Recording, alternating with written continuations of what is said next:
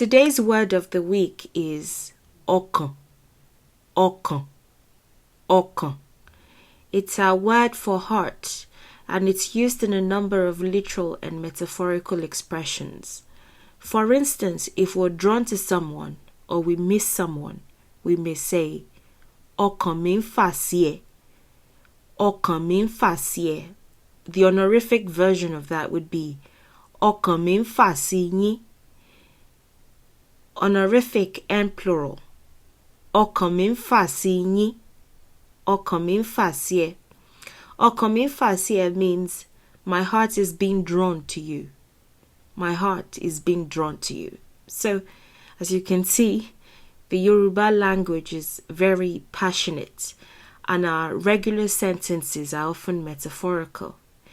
If you're anxious or nervous, you can say, ọkàn mi ò balẹ̀. Ọkàn mi ò balẹ̀. Ọkàn mi ò balẹ̀, which transliterates to my heart is not touching the ground, and can be translated as my heart is not grounded. That's another context where you would see ọkàn. Ọkàn mi ò balẹ̀. If you intend to express the opposite, you can say ọkàn mi balẹ̀. Ọkàn mi balẹ̀. Ọkàn mi balẹ̀, which would be I am at peace or I am well. Typically, when Yoruba people want to express that somebody is now well off or well to do, they would say ọkàn ẹ ti balẹ̀. The person's heart is now touching the ground. That would be the transliteration. The person's heart has now reached the ground, or it's now touching the ground. Ọkàn rẹ̀ balẹ̀ or ọkàn wọn balẹ̀. If we're talking about something else, if it's you talking about yourself, you would say ọkàn mi balẹ̀. Ọkàn mi balẹ̀, which would be I am at peace or I am well, emotionally or financially. Ẹni bí ọkàn mi is another expression, another phrase that you might hear with ọkàn in it. Ẹni bí ọkàn mi. Ẹni bí ọkàn mi. Ẹni bí ọkàn mi. Ẹni bí ọkàn mi. Ẹni bí ọkàn mi is how you would hear it when it's said faster. Ẹni bí ọkàn mi. Ẹni bí ọkàn mi. Ẹni bí ọkàn mi. It's a phrase that people use to describe their lovers. It transliterates to person like my heart. Person like my heart. If you call someone that, it means you consider them as important and necessary as your heart. So you need them to live well. Essentially, when you call someone that, whether as a pet name or as a nickname, or just using that phrase to describe them or to address them, that's essentially what you're saying, that they're like your heart and you need them to live well.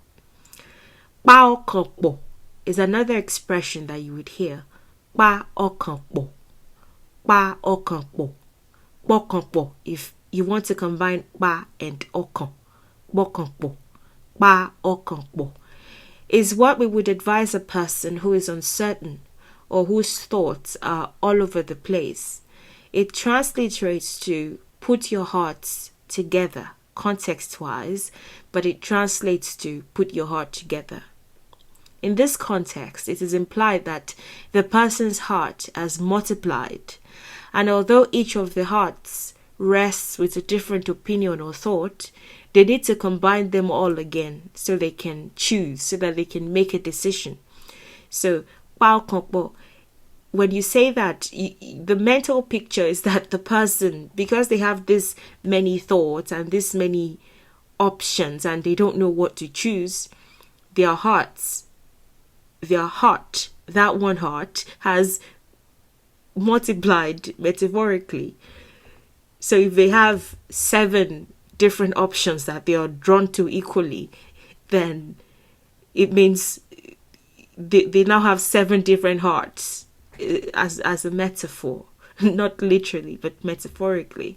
So they need to combine those 7 hearts together and make a choice. A context where this would apply would be someone who feels that they can be with 3 or 4 people. I don't know how that is possible, but they feel like they have 4 options for partners and they don't know who to choose. When you tell them, you're saying, put your heart together, put your heart in one piece and choose somebody and be with somebody, as opposed to the indecisiveness that you're currently experiencing. So needless to say, the word is used in multiple contexts and it's an important one to remember. Ọkàn, ọkàn, ọkàn, ọkàn, ọkàn.